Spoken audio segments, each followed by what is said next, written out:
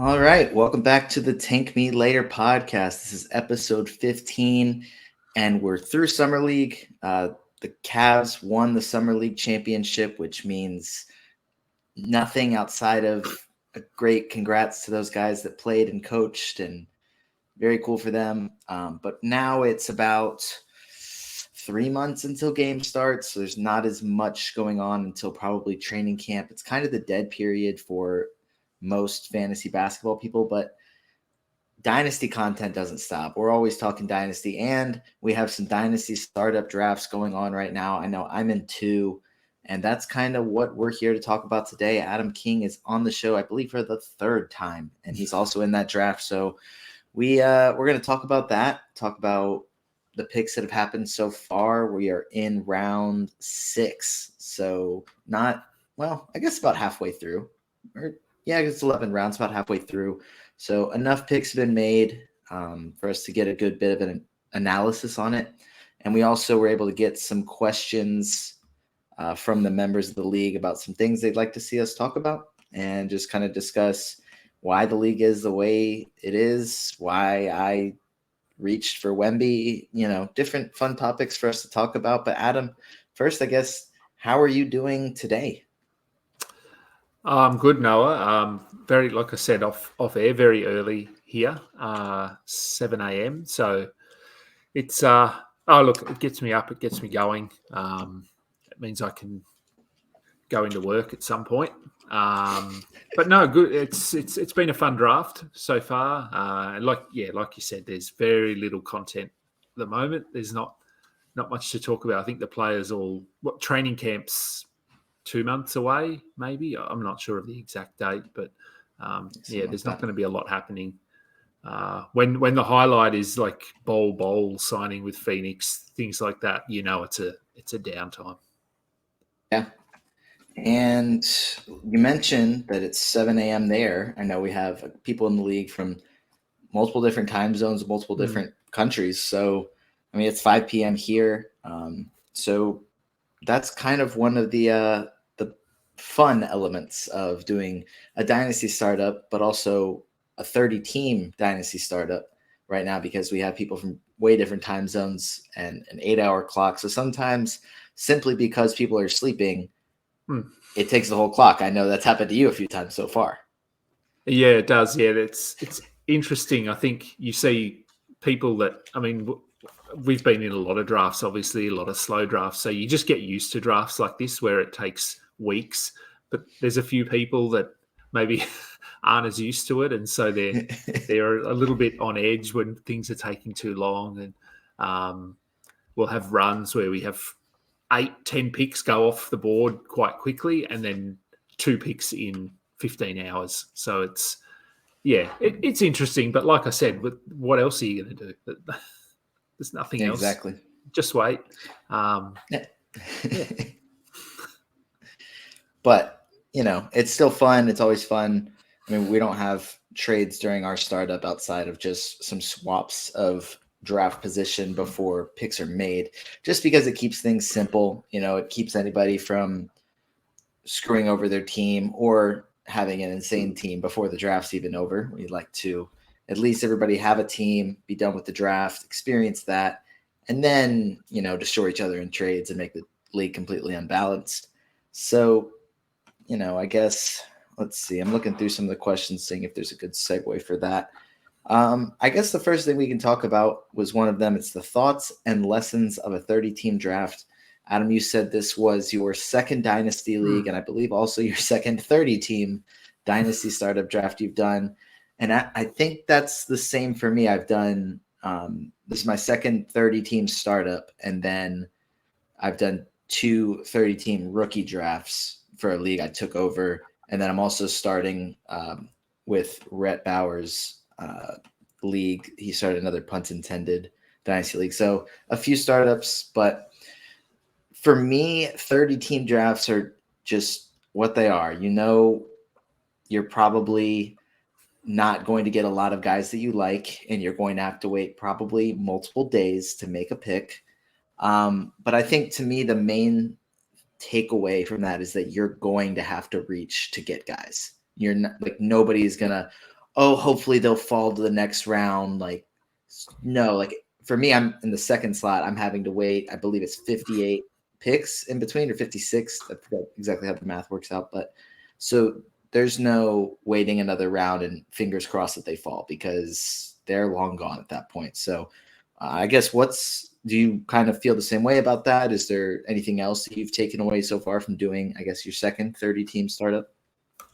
Look, similar thoughts. I mean, it's if you want a guy, you've got to take it. And I mean, like you said, you've got the 50, 56, 58 picks, whatever it is, between your picks, but you even got sniped on the other way round where there were only 4 picks or 2 picks, or two picks between 2 picks, and you got sniped. So it's there's sniping all over the place, and I mean that's evident in the chat room as well. Everyone's taking each other's picks, that sort of thing. So, look, I mean, if you want your guy, you've just got to grab him. I don't know, for me, the interesting part of Dynasty, being very new to it, is understanding the balance between production and age. So having a look at the age of someone and what they're producing now and trying to go, okay, well, they're not in a great spot now, but I could see them being a really good player if they land somewhere else, or in a few years if if a certain player is off that team, they'll move into a starting role. So there's a lot of layers to Dynasty. It's not as simple as, hey, what's this guy going to do next year? So that, I don't know, that makes picking a lot harder for me because there's a lot more to analyze. So when it's been my pick a few times, I've just sat in the draft room for probably 45 minutes, looking at stats, looking at rankings, looking at depth charts, all sorts of things. And then I make my pick and I regret it.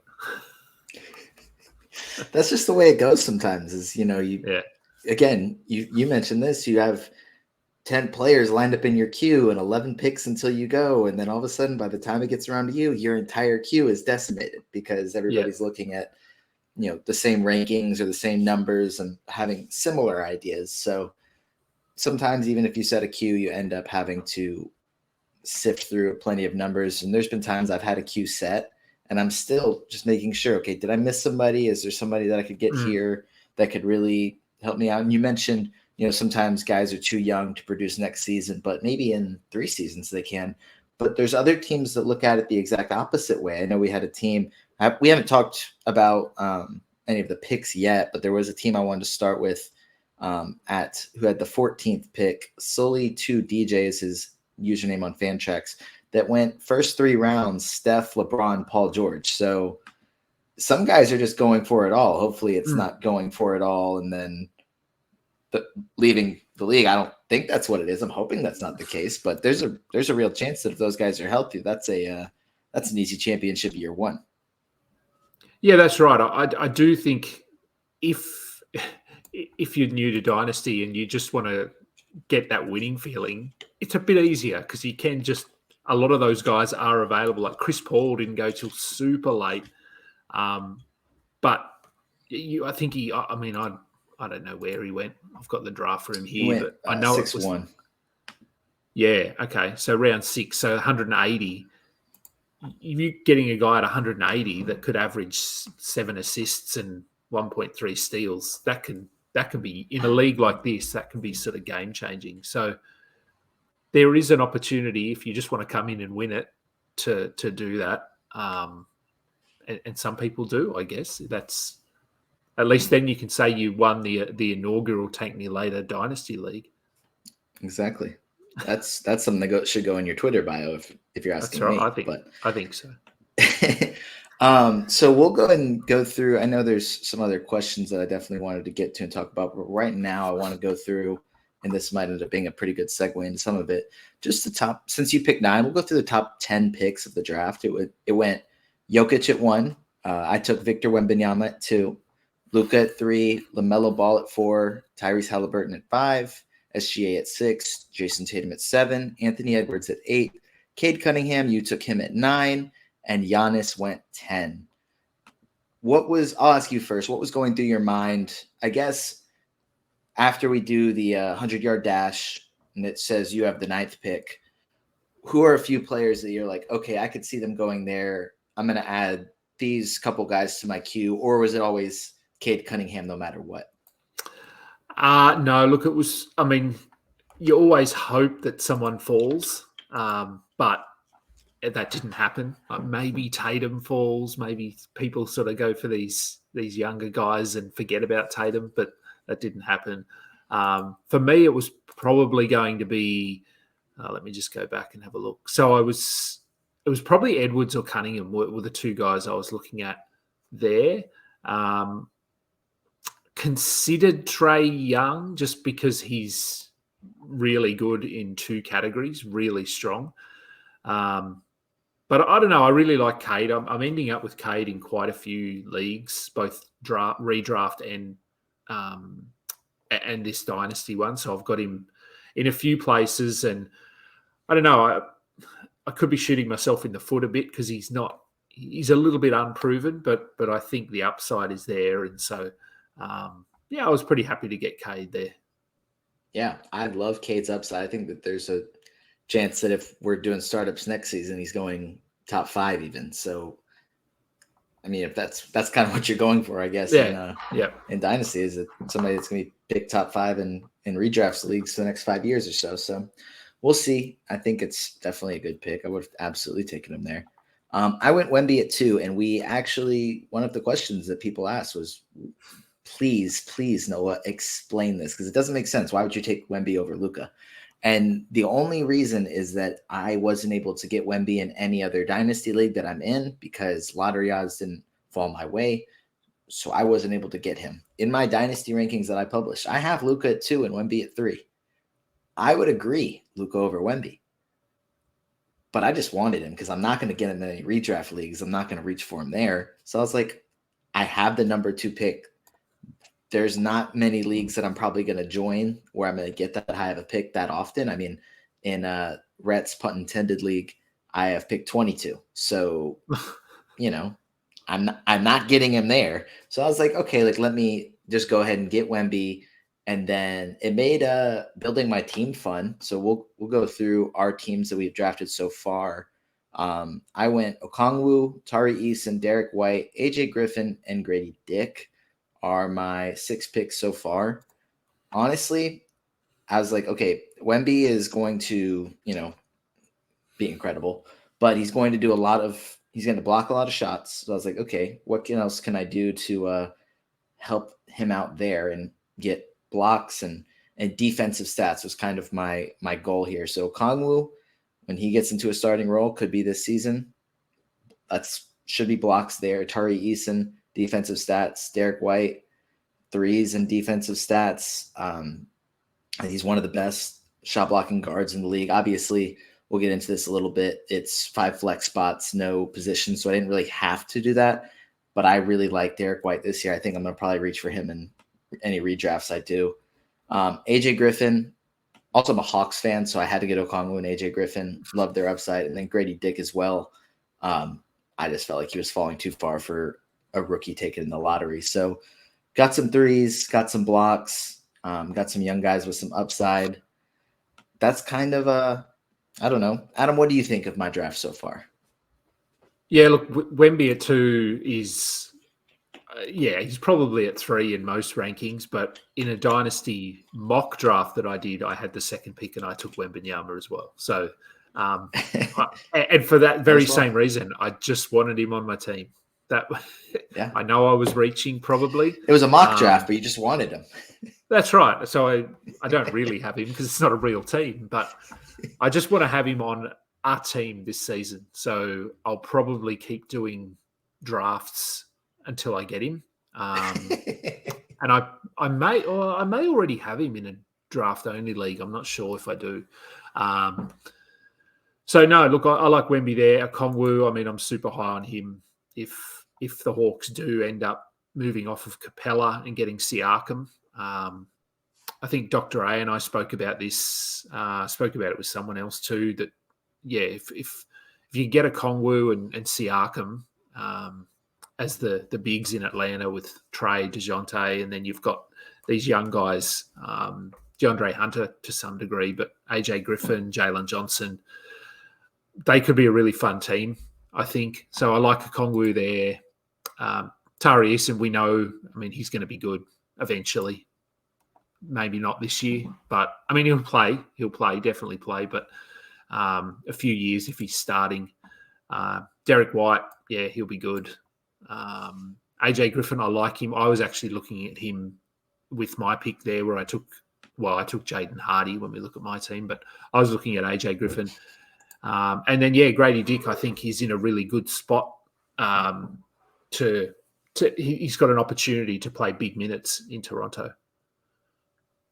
Everything that I've done so far is entirely reliant on the Hawks trading DeAndre Hunter and Clint Capella to bring in Pascal Siakam, and then Toronto blowing it up so that Grady Dick can start. AJ Griffin can maybe start if they trade away DeAndre. So I'm entirely reliant on this trade. If it doesn't happen, I might be screwed. But if it happens, I'm in a good spot. Yeah, definitely. So why don't you walk us through, I guess, the picks you've made, the 6 picks you've made, and I guess kind of some of your thoughts behind why you made those picks. Yeah, sure. So, yeah, I took Cade Cunningham at 9, which we mentioned before. Second pick, I took Brandon Ingram, Markel Fultz, Markel Fultz, Austin Reeves, Jaden Hardy, and then Jalen Johnson. So for me, I mean, Cunningham, this is always a bit of a segue into one of the other questions, which was why are we doing flex only and not having centers, forwards, guards? For me, I've done a couple of leagues like this. I did some last season. I love a league like this because I love to punt, and so if there's no positions, you can draft 5, 8, 11 guards if you want, which is pretty much what I've done. I mean, they're technically not all guards, but so when I went with Cade, I sort of went, okay, well, this is a really deep league, so I'm just going to lean into what Cade is good at: points, assists, a little bit of defense, some threes. So I'm going to go guard heavy, which is why I went with Ingram.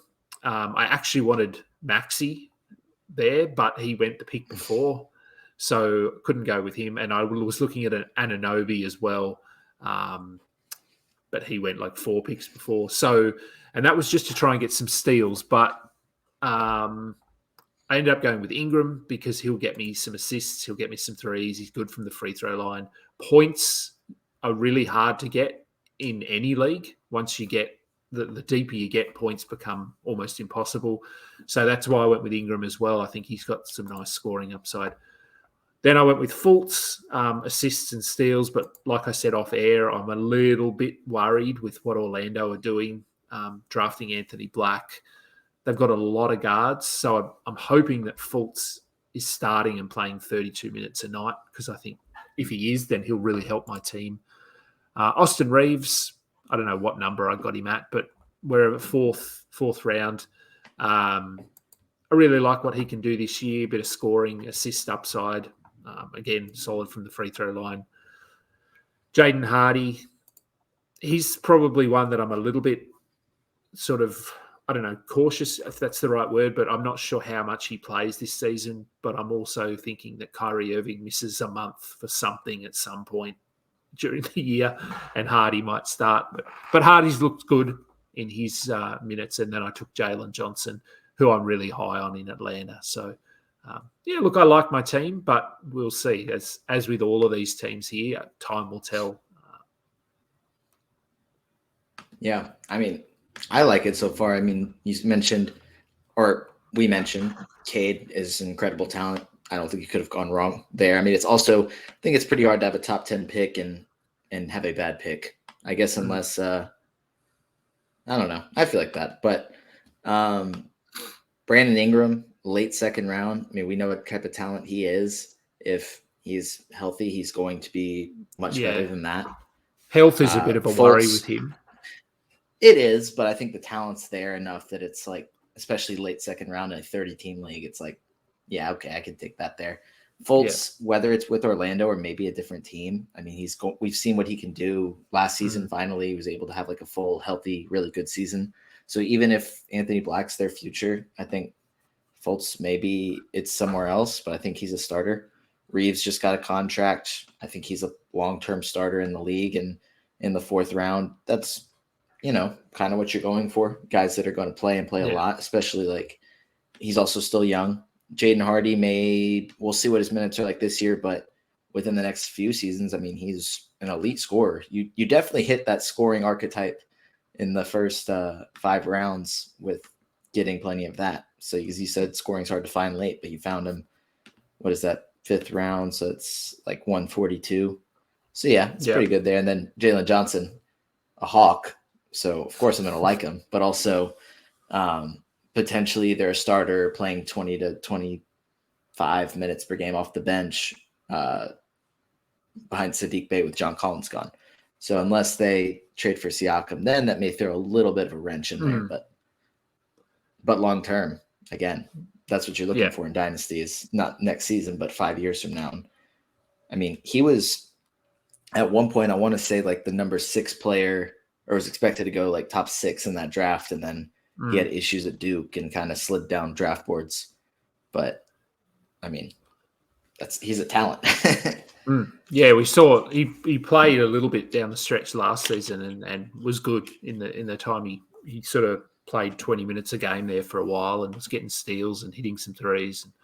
So yeah, look, I hope for Atlanta's sake that they do get Siakam, and I'm not sure how that'll impact Jalen Johnson, but I don't know. Common sense, I hope, prevails at some point, and he's playing big minutes. You would think. I mean, it's hard to find common sense in the NBA, but it is. So with the idea of a 5 flex, for me, I mean, you mentioned it's fun. It's fun to punt.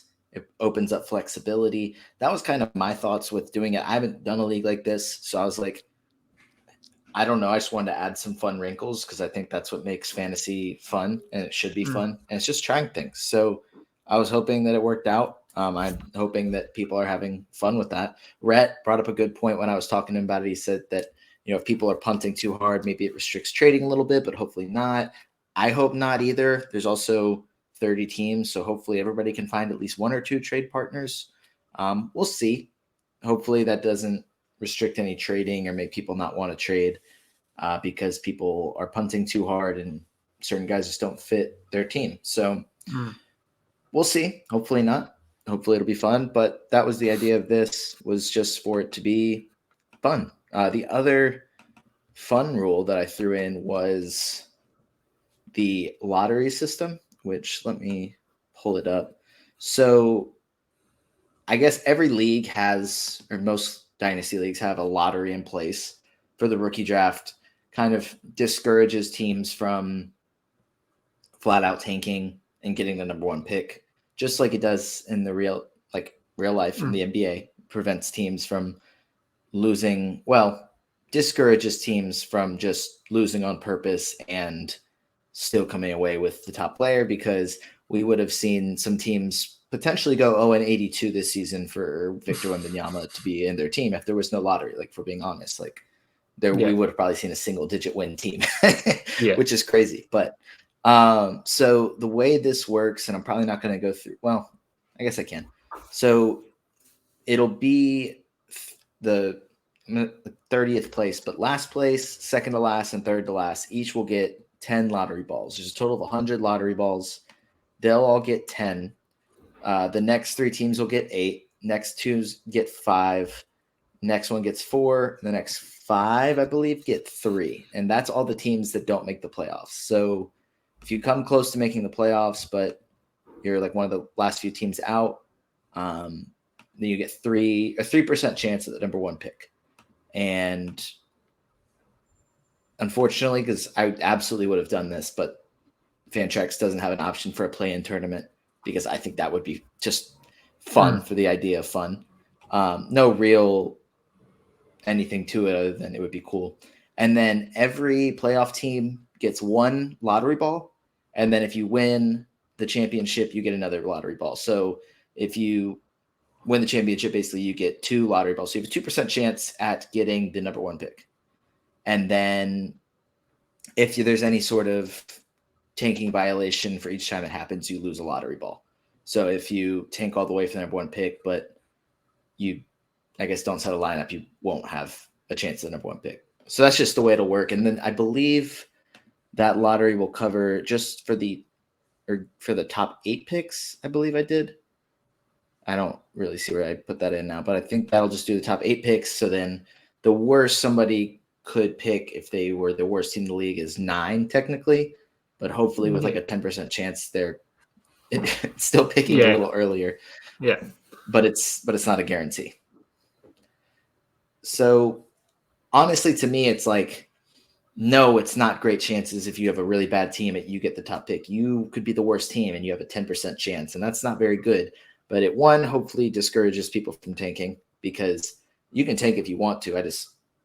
That's fine by me. But just set your lineup, which is cool. But also like what if somebody wins the championship and then has a 2% chance and then also gets the number one pick? Like, it would piss everybody off, but it would be hype. It'd be fun. And that's what fantasy is. It's fun. Like, let's just throw a wrench in there. If it happens, great. Like, maybe they'll get the number 5 pick and really get to add to their team. And it's cool. It's fun. Or maybe they traded their pick to be able to add some talent to win. And the team that, just sells off a barely rotational player to get their pick now has the number 1 pick. So I don't know. Yeah. It's just a fun wrinkle to throw in. I don't know. Do you like it? Do you think it's lame? I don't know. No, look, I think it's fine. Like, I don't think. I mean, when it comes to lottery, I mean, I'm not experienced in dynasty, so I don't know if there's a sort of a method that's viewed as this is the right way. But to me, you make up your own rules and you do it, and people run with it. It's not. They're not changing midway through the season. Anyone who came into the league knew these were the rules. As you said, I think it makes it fun. I think it makes it exciting. Imagine if whoever ends up finishing first trades away their first round pick for a player to a team that finishes third last, and they then get the first and second pick somehow in the draft next season. You just don't know. So yeah, look, I'm fine for it. Honestly, I didn't even pay too much attention to the rules. when you asked me, I just said sure. Like, you figure it out on the fly, and everyone's in the same boat. So you just go and let's see what happens. Yeah. So I mean, I'll tell you what, when we do the draft lottery, it's probably going to be a live event where 30 people are in there trying to figure out what's happening, because even if it's a 1% chance, like, I'd care. Like, what if it happens? Like, you just kind of hop up in there. So I would assume at least as many people as are able to be there are going to try and tune in, and it should be actually like a fun event, which I don't know. I'm excited about. I'm looking forward to the rookie draft. I don't know when you do it, but end of next season, August or something, I suppose, about a year. Yep. Yeah. I mean, some teams start, or some leagues probably start. I know with my home league, we start the night of the draft. Like, you can start picking once a pick has, like, an NBA team has made the pick. So right at 8 p.m., the guy who had the number 1 pick in that league immediately just like texted in Victor Wembanyama, like, that's who I'm taking. I mean, he was trying to do it at the draft lottery. That's how early he was trying to take him. But yeah, I mean, that's probably when we'd do that next season, potentially after summer league, just so everybody can get a better feel for who they're taking. But yeah, if we're really having fun with it, we'll just do it the night of the draft, just because. Yeah, look, I think that's actually a pretty cool thing. If you just run it parallel to the real draft, then yeah, I don't know. I think that would be fun. Yeah. I mean, granted, the clock's long enough that whoever was on the clock, like, obviously Victor Wembanyama 2, I had the second pick, so I went Scoot it. Or Victor Wembanyama at 1, Scoot at 2. Yeah. And then it's like pick 3, like, oh, like, maybe I want to see who a couple picks go. And then the clock's long enough that you can wait till the next morning. It's not a big deal, but you can also just start that night. And then you're watching the draft. You're like, oh, I already have him on my team. That's cool. Yeah. So just fun stuff. One of the other ones was a 3rd round reversal, which I've only done in, I believe, in 30 team leagues. I don't know if I've done one in a smaller league, but to my understanding, the reason that you do it And honestly, I didn't question it, and that's why we have one. It's not like, but I also agree with it, is that the guys that are at the top of the draft, like your Jokic, your Wemby, your Luka, their value, like there's such high value players that make such an impact in comparison to guys that are taken at the end of the first round, that once you flip back around, like for example, this probably isn't necessarily a great example, but if we didn't have a third round reversal, somebody could have had Jokic, Zach LaVine, and Jared Allen, or Jalen Duren, Fred VanVleet, Jordan Poole. Those are the next few picks. Whereas picking last, it's Bam, Jamal Murray, and then DeMar DeRozan. So just the difference in value. Obviously, it doesn't look horrible because some guys are win now, some guys are going younger. So it may not look that bad, but just the value that's held with one of those top few picks is so much more. And getting Jokic on your team, it's pretty hard to lose with that. So it's like just keeping the league balanced. That way you're not having the last pick in the draft and, then you're having somebody have the best player in the league as well as two other top 61 prospects, and then somebody having, or players, not prospects, three guys in the top 90, but only their best players in the top 30. So when you look at it like that, since it's a 30-team league, pretty top heavy, the first few rounds is where you're really getting your guaranteed players. And then after that,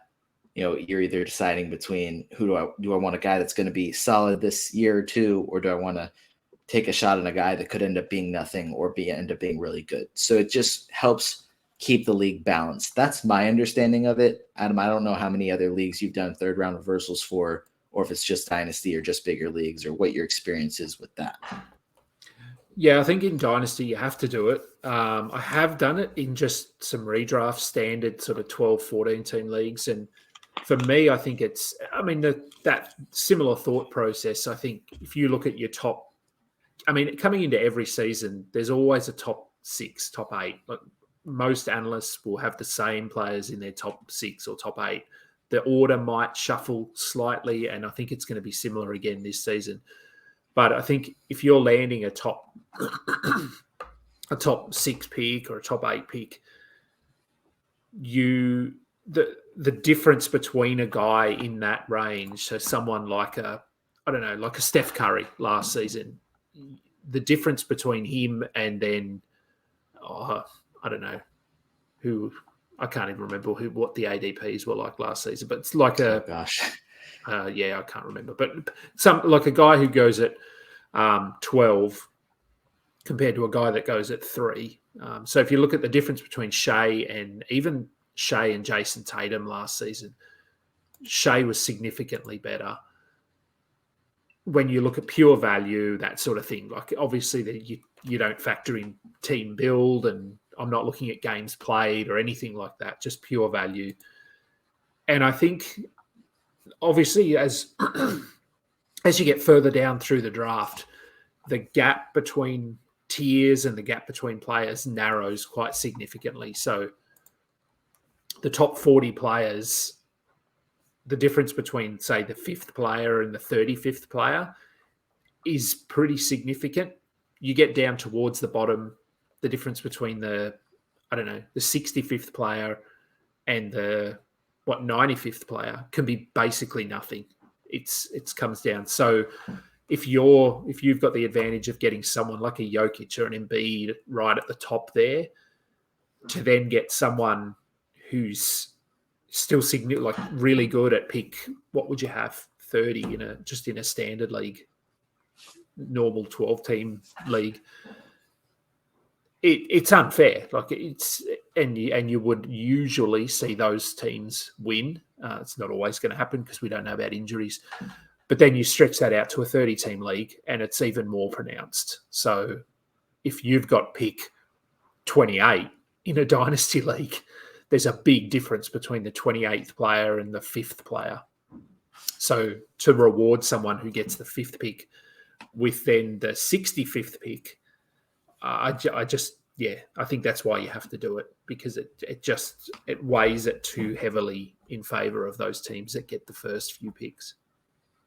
Yeah, and I agree. It's just fairness, because the league should be won by moves you make, picks you make, not just, the 100-yard dash simulation that we did allowed me to get a top 5 pick or whatever. Now I have this guy who's going to be a top 5 fantasy player for the next 10 to 15 years. It's great.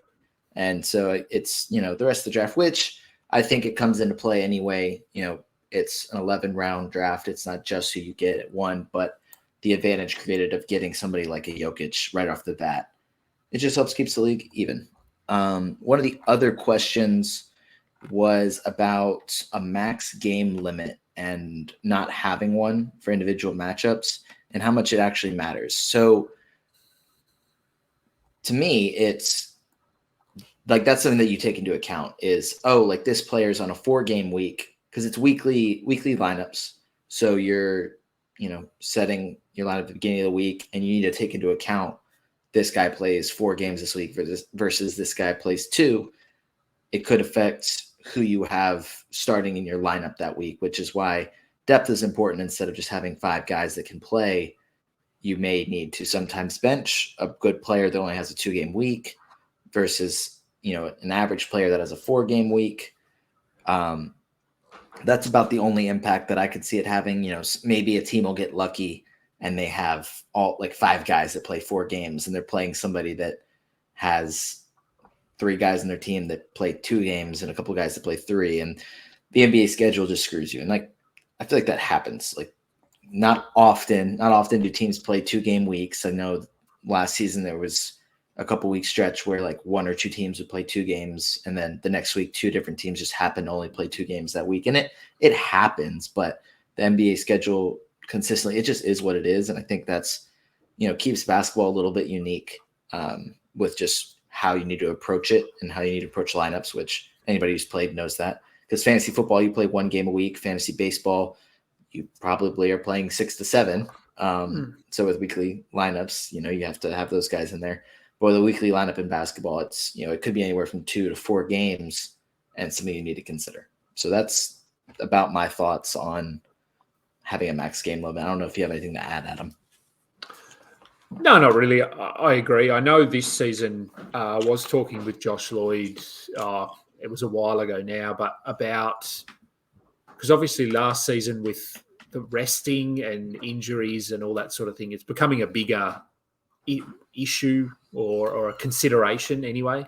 Trying to come up with a rule, some sort of rule to overcome that. And we were sort of playing with the idea of a games cap per player, not per position. But I think the idea that we sort of came up with, you actually can't do it on any platforms. They don't allow you to have that setting. So I don't know how we're going to do it, but I know Josh usually puts a game cap for that reason, but that's on a daily league, not a weekly league. So I think it is different. And look, again, as I said, I didn't even look at the rules for this league. It is what it is, and we're all playing under the same rules. So, weekly. I don't like weekly leagues usually, and this is a weekly league. Is that right? Right? It is. It is. Yeah. Okay. So it is. I don't, because of that. Like, you set your lineup, and then first game of the week. Like for me, Cade Cunningham rolls his ankle in the first game, so he's done for the week. That means I'm pretty much done for the week. But I don't mind it, because it's less to worry about for me. Exactly. I'm usually in so many leagues that if it's a weekly league, I just set it and forget it. And like I said, everyone's playing under that rule. So while there might be a week where that happens, you might then be up against a team that has Shea as their best player, and he does his calf in the first game and misses the week. So usually it balances out. Not always, but usually. Yeah, I mean, that was my exact thought with a weekly league is you set your lineup once at the beginning of the week, then you don't have to really worry about it. Plus, honestly, FanDrax is great for Dynasty. Obviously, it's probably the best platform for Dynasty. Yeah. because it actually keeps track of picks and actually does normal fantasy, unlike Sleeper. But I have frustrations with their app. So I'm like, if I have to go in and set multiple leagues lineups every single day, like I'm going to get frustrated. So right now I have 1 daily league and 3 weekly dynasty leagues in Fantrax, which is kind of the way I like it. So hopefully I won't have to make too many in-season adjustments, aside from occasional injuries. But that's kind of my idea with making it a weekly league. Though I would agree, like obviously, having a daily lineup is probably, but it also gets to be a grind. You're setting a lineup every single morning, or every single day at least. You're like trying to keep up with that, keep up with players randomly getting scratched before, 5 minutes before. Oh, we're gonna, we've had him questionable all day, and he's been questionable before the last 15 games, and he's played, but he went through warmups and he's out tonight. I mean, that happens with Joel Embiid. They said he's going to be questionable every single game, and he will be a game time decision. He's going to warm up, and then he's going to decide. So it's like, okay, I have to wake up in the morning, check my lineup, set my lineup. Okay, best lineup there. Then at probably like 3 p.m., have to check my lineup. Oh, this guy's been ruled out. Okay, cool, adjust. And then again this is obviously Eastern time, but like 6:30 to 7 p.m., checking again, putting somebody in. Okay, well, shoot, this guy has the 10:30 game. He's still questionable. Do I need to go ahead and bench him? So it's, obviously that's part of being a fantasy basketball manager, is you're having to make these decisions, but I think if you're doing that for, goodness gracious, however many leagues you're in, it gets to be a lot. So if it's a weekly league and I can't change anything, then it's out of my hands. It's just the way it is. So keeping it more manageable because of the amount of leagues that I'm in, and I know other people are in, that was the idea behind keeping it weekly. Though I think for redraft leagues, I prefer daily, and then dynasty, I even do have some daily, but it ends up being a lot. So, and I think in a league of this depth, whether it's dynasty or redraft, usually most weeks you're only going to have 7, maybe 8 guys on your roster to pick from that are actually going to play, because the guys we're picking at 250, 280 are going to be young guys that may not play all season. Whereas in a redraft standard league, usually everyone on your roster is going to be playing. So it might be weekly, but you're only picking 5 from 7 guys, not 5 from 12. So it is a bit easier. Yeah. One of the other ones was, what could free agency bidding, because it's free agency bidding, not just like a waiver system, what could that look like in a 30-team league, especially in dynasty? Adam, I'll let you start. What do you imagine? How do you plan to kind of budget your allocated dollars to pick up potential guys in the waiver wire? Look, I think again, I'm not super experienced in this, but I would think that there would be fewer transactions or fewer players added, but they would be for more money. So, because I don't know what our budget is. Again, I didn't look at the rules. It's $100. It might be. Is it $100? Is that our budget? Man, I wish I could just say you should have read the rules, but I should have read the rules off the top of my head. But even I didn't remember off the top of my head, so I think it's 100. Yeah, okay. Say it's $100. Okay, so $100 in a redraft league, you might sort of bid $5 for a guy or $6 to try and get this guy, and someone outbids you at $8. I think in a dynasty league, the waiver wire is just going to be in a 30 team. We're going, what is it, 11 rounds? 11 rounds, so it'd be 330 players. 330 players. There is not really going to be much on the waiver wire. Occasionally a guy will pop up who we haven't heard of, or I think last year Chris Dunn was probably one. He wasn't even on a team, so he wasn't drafted in, I think, a dynasty league. And then when he started playing, I think someone got him for like $80 because, hey, he's someone who's actually playing, who's available. So I don't think there'll be many. There won't be a lot of chopping and changing like there is in a standard redraft kind of league or just a standard league. But when someone does come up, the bidding's going to be intense, and and high because you end the season. What if you've got your $100 left? Then, so what does it matter? Just bid $50 because there's not going to be someone else to bid on. That's exactly my thought, is that if we're starting the league and for some reason there's somebody out there that doesn't get drafted and ends up being a rotational piece and they're like really young, okay, like they're probably going to be a starter or they're able to earn a starting job quickly, I'm throwing my entire $100 and hoping I get them. Like if they're better than somebody I have on my roster currently and have more upside, I have to just try and add them because of the scarcity of the waiver wire. But if, I think a lot of people are probably going to do that. So say I don't get this player, then if I'm, a winning team and I'm like in the playoff hunt and get down towards the end and there's somebody sitting on my bench that, could be a good prospect, but they've been in the G League all season. And then injuries happen. It's silly season. Random guys are just playing.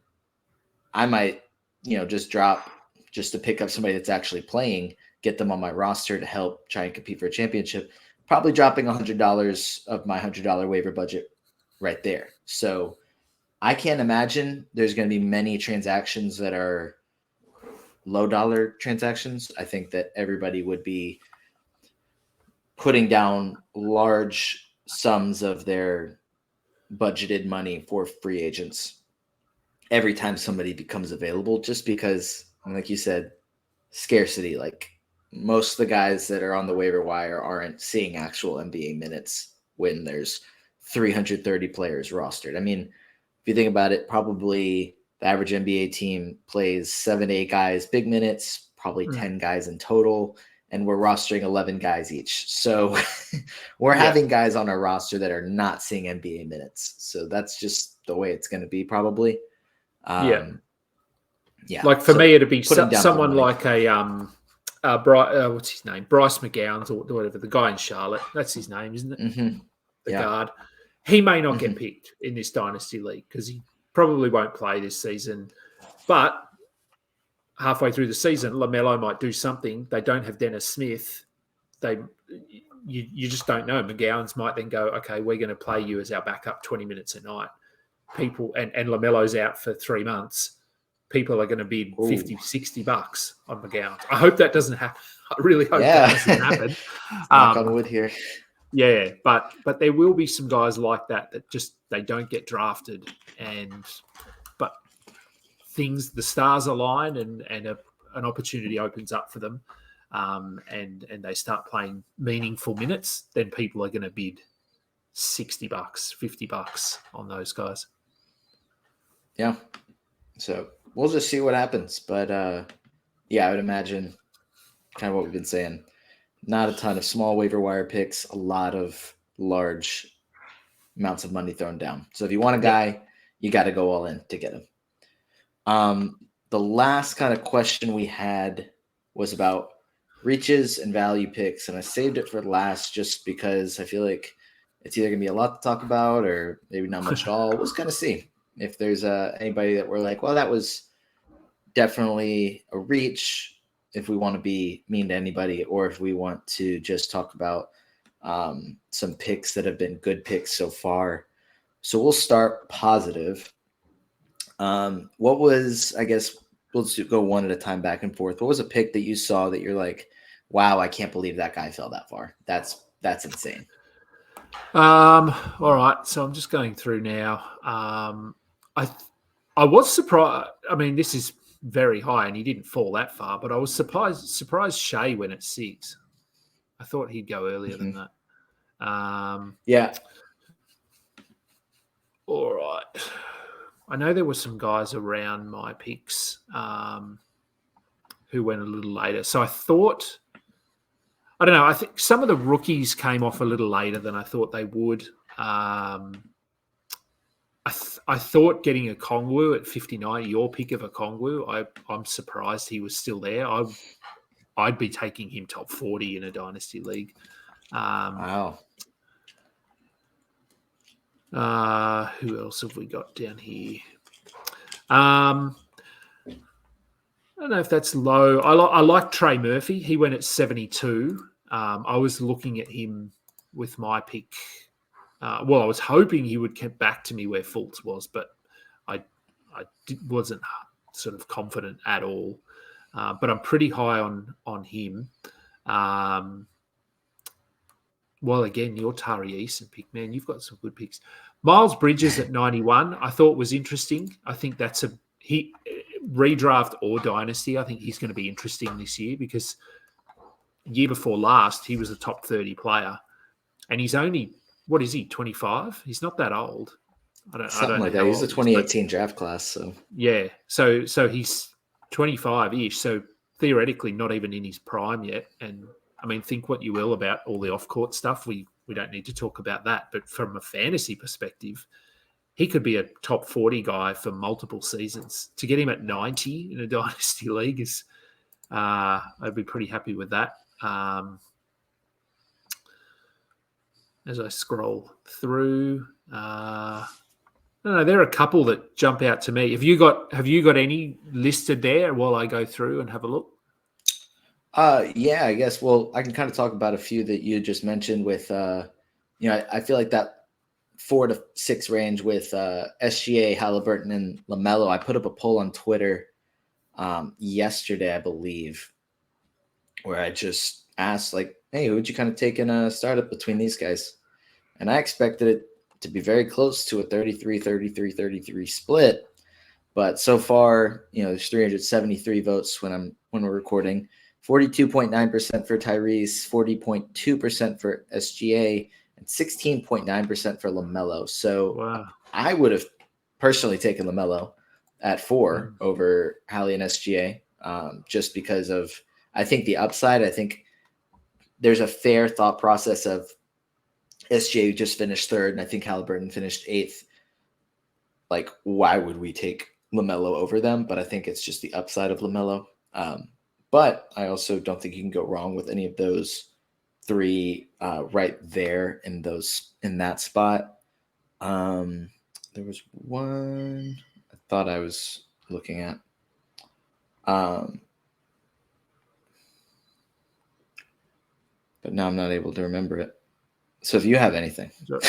No, I'm just looking through it now. So what do you think of, so a couple of players here that, and I think where they went is fine, but I'm just curious on what you think they're, well, short-term, long-term, both. Walker Kessler at 34 and Alperen Şengün at 40. What are you sort of thinking about? I know Şengün, I mean, he's been sort of a pretty polarizing kind of player for a couple of seasons now. Is he someone that you're still sort of high on, or are you losing a bit of faith that he's ever going to? I mean, it's his 3rd year, so I mean, it's still very early in his career. But I don't know. I know in my where did I do it? I don't know. I did something somewhere, and I likened him a little bit to Sabonis and Jokic. Just in the way that he plays. I was very clear, he is not Jokic or Sabonis. He's not that good. But we saw last season when they were down players and they didn't really have guard options and they ran the offense through Şengün, he was able to play as the primary facilitator and he looked really good. Is he someone that you're still pretty high on? So we'll actually just talk about that range a little bit, just because with Kessler at, I think it was 34, Lauri Markkanen at 37, and Şengün at 40.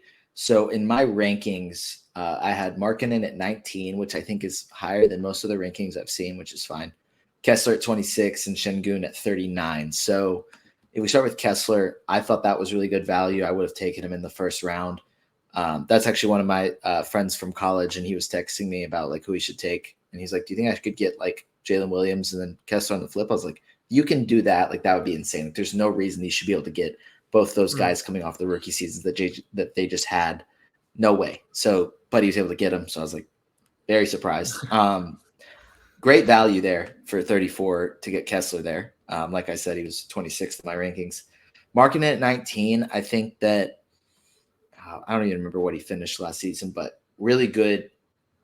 And I don't think, I mean, he benefited from playing a larger role and, not having much other talent in Utah. But I think he's kind of their guy unless they luck into a lottery pick and end up getting a top, 1 or 2 pick and end up having somebody else to build around. But I think he is their guy, and he's going to continue to be really, really good in fantasy for the foreseeable future. So I liked that pick a lot. I thought that was good value at 37. And then for Şengün, I have him at 39. So I thought that was a fine place to take him. To me, there's so many question marks. I mean, the talent is there, no doubt about it. You can run an offense through him. He can facilitate well. He can score. He has good post moves, shoot it a little bit. Is he Jokic on offense? Probably not. Is he Sabonis on offense? Probably not. But he's he has that style of game where he projects to be similar.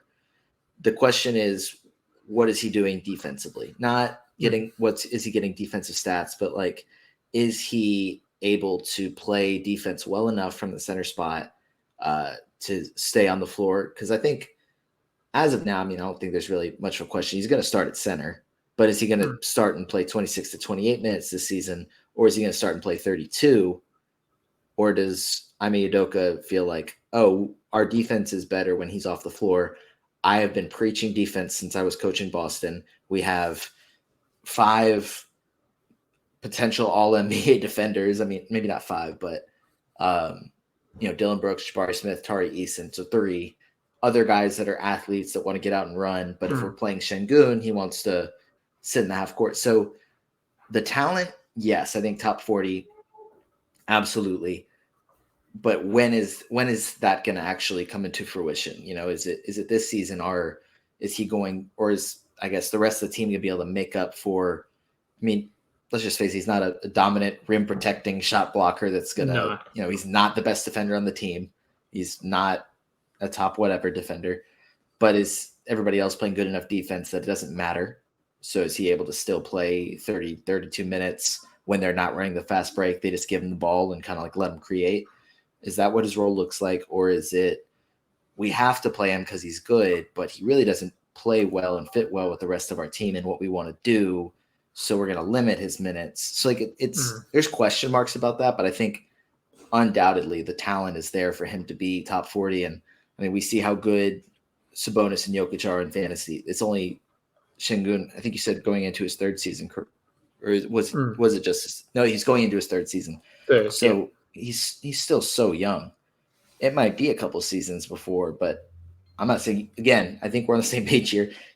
We're not saying he's going to be the next Jokic, but he has similar talents. And maybe it's that he's a European big man that can pass, but he has similar attributes that we can see him potentially getting somewhat kind of close to there. So the talent is great. I have questions about what that looks like. Is it in Houston that he gets there, or is it somewhere else? I think that's kind of, and how long it takes. Yeah, I think, that same questions for me. I think we've seen the talent. The fact that they were rumored, I don't know if it was confirmed, but they were going after Brook Lopez. So to me, that sort of, I don't know, it raises a bit of a red flag of how they view him. Do they view him as their center of the future, or are they just viewing him as, hey, we've got him, we'll play him, but if a better option comes along, we'll snap it up? And as you said, Houston now are arguably the deepest team in the league, I think, at least from a fantasy perspective. And they're going to be quick. They're young. Şengün's young, but I wouldn't call him quick. And so I don't know how he fits in what they want to be doing offensively as well. You're just throwing him at the top of the key there and getting the ball to him. I think, you wouldn't view him as this guy that can get up and down the court quickly and sort of do pick and rolls. And I don't know. He's an odd fit. I would love to see him in another team. But I'm hoping that he figures things out. And he is one of those guys defensively. He's not a great defender. We know that. But a little bit like a James Harden or I don't know, there's a few other players, but Harden comes to mind, who's not a great defender, but still seems to rack up defensive stats. Şengün does that. He was 0.9 steals, 0.9 blocks last year, I think, from memory. That's all right. Like 2 combined steals and blocks, you'll take that from most guys. So, yeah, while he's not a great defender in real life, he'll still get you some defensive stats in fantasy. So that's at least something that you can fall back on. He'll just fall into a block. And I saw a thing on Twitter or something that he's actually grown. He's up to 6'11" now. So, yeah, man, I wasn't growing at that age. I think I was shrinking already. Well, I mean, I guess NBA players just get lucky or something. I don't know. Maybe they just. Well, keep going. I think Wembanyama's still growing, isn't he? He's massive now. I mean, like he's 19, so I kind of, or maybe 18 still, so I kind of hope he's still growing. But also, it's like, how? That's kind of insane. Yeah. I mean, if he gets even taller, like if he's, what is it? I think Manute Bol's the tallest ever play in the NBA, 7'7". Him and wasn't there somebody else? And there was Murasan, I think, was pretty tall. Okay. Yes. Yeah. Yeah. And then I think the tallest ever drafted was 7'8", but he never played a game. If Wemby gets up to like 7'7", or that's me spitting random facts from 10 years ago, so I could be totally wrong. But if Wemby gets to like 7 foot, I mean, what is he technically 7'5" with shoes on? If he gets to 7'7" or 7'8" with shoes on, that would be. I don't even want to just shooting step back threes. Yeah. Some other picks. I'll make fun of some of my college friends that are in here. Let's see. So Keldon Johnson started the 4th round, probably a little early for me, just because he doesn't do anything but score and hit threes. Like he doesn't do any sort of defensive stats. He doesn't shoot a high percentage. So, but then again, I guess if I'm looking at his team, that's kind of a lot of those guys is not very many defensive stats and not shooting a high percentage. So I guess that's maybe it's not too early. Let's see. Derek Lively went 4'8", so I think that's 98. I was talking, or I guess Josh Lloyd was posting about rookies that could start. And I said, hey, I think Derek Lively has a chance. And he said that he was told that Lively's not even like close. He's bottom of the barrel of their rotation. I forgot the exact words he used, but kind of like he's definitely not going to start. And like, I guess he hasn't shown them much through the first few weeks there. Still, I guess, a good talent, but I don't know if he's even how much he's going to play as a rookie. So that might have been a bit of a reach. I don't know. Like I said, I'm just making some fun of some of my friends here. Clint Capella went 4th round, so that's 113, and he might not even start ever again. So maybe that's a reach. And Woody in the 4th round as well. I guess I just didn't like all my friends' 4th rounds. That's fair. He didn't really get assists, but he also destroys your field goal percentage, and he really wasn't able to do much else at times, especially towards the end of last season. Maybe he just left a bad taste in my mouth because it was consistently blurbing.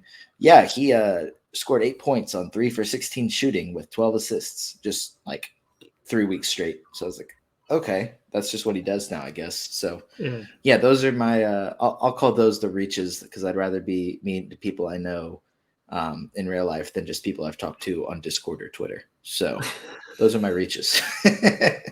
Yeah, I'm just looking through now. I think, I mean, as I said, we both said it, once you get to sort of round 3, round 4, you've just got to take your guys. So there are going to be some players here that go off the board maybe 15, 20 spots higher. But if this manager really wanted them, then you just take them.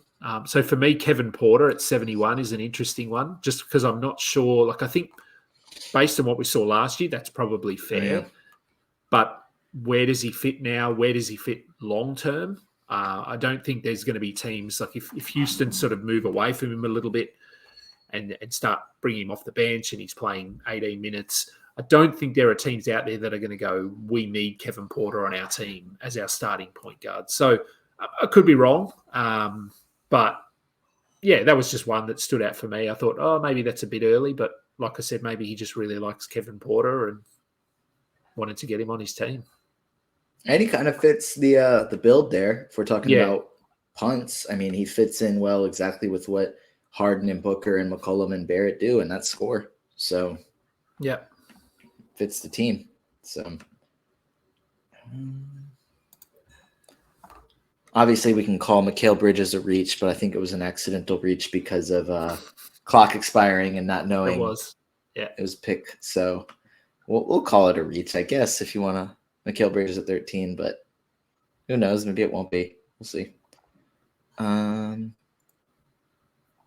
Yeah, that's probably the main ones I'm seeing that I'm like, yeah, that's a reach or that's good value.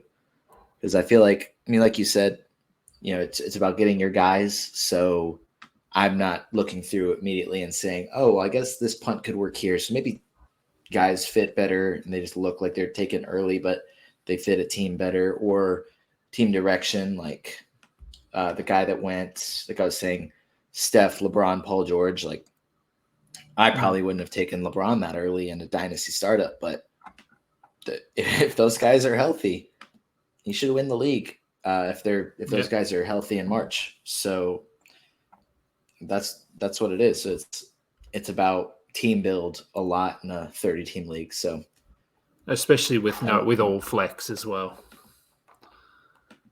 Exactly. But yeah, I think that's all the thoughts I have on our draft so far.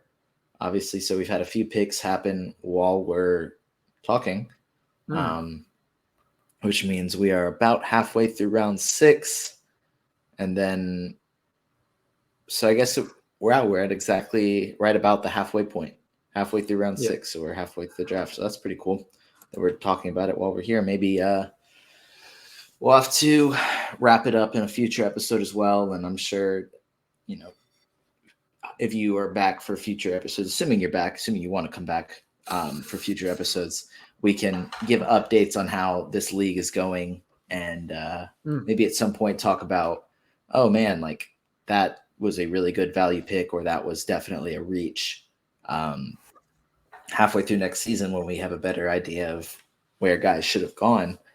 And at least, you know, if we're trying to win or lose this season. So do you have... we'll be able to look back at like that team that has drafted old and gone with those old players, Steph Curry, LeBron James, Paul George. Halfway through the season, we'll know exactly whether that worked or not. Yeah. There's another one with Anthony Davis, Dame, Fred VanVleet, Daniel Gafford, and Marcus Smart.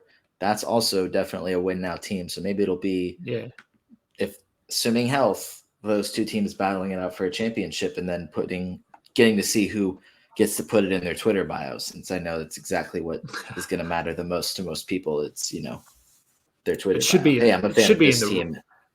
Should be in the rules, I think. That's a good point. You should have to put, if you finish first or you finish last, you should have to put it in your Twitter bio. I really like that. I think I might amend the rules as soon as we get done with this. Yeah. Okay, cool. Yeah. Yeah. No, I really like that now. Wow. Okay, so we're going to amend the rules. But Adam, do you have any other thoughts on this draft, or if you just want to give us, you know, your thoughts on somebody that's going to win leagues this season, or if you don't have that yet, that's okay too.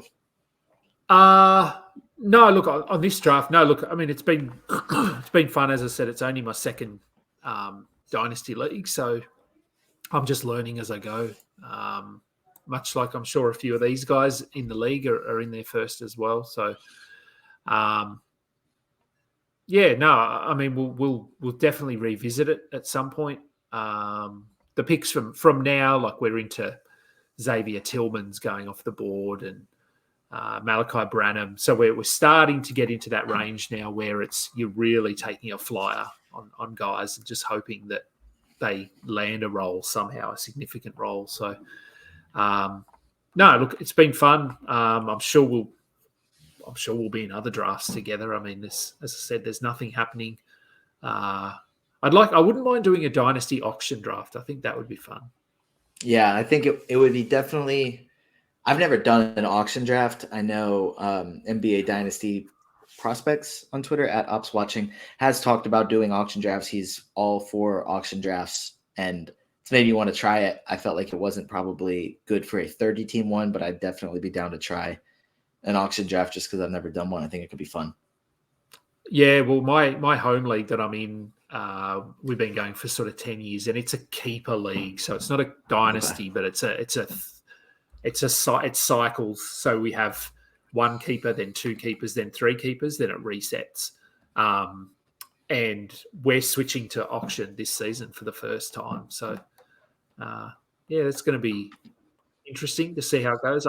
I have also I think I did an auction draft for a friend once, but I didn't really know what I was doing. So I don't know. Maybe that's something we try and this is done is set up an auction dynasty draft. I'm sure there'd be people keen to jump in. Yeah, definitely. Well, that's going to do it for, what did I say, episode 15? Yeah, episode 15 of the Tank Me Later podcast. You can find Adam on Twitter at AdamKing91.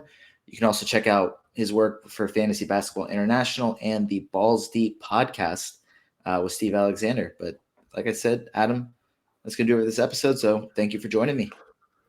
Thanks for having me on again, and we'll probably chat again soon, I'm sure. Absolutely. Well, that's going to do it for this episode. So make sure, if you're listening, you made it through all the way. Thank you. And feel free to like and subscribe, help share this podcast, and so everybody can hear our conversation about this league. So thanks for listening.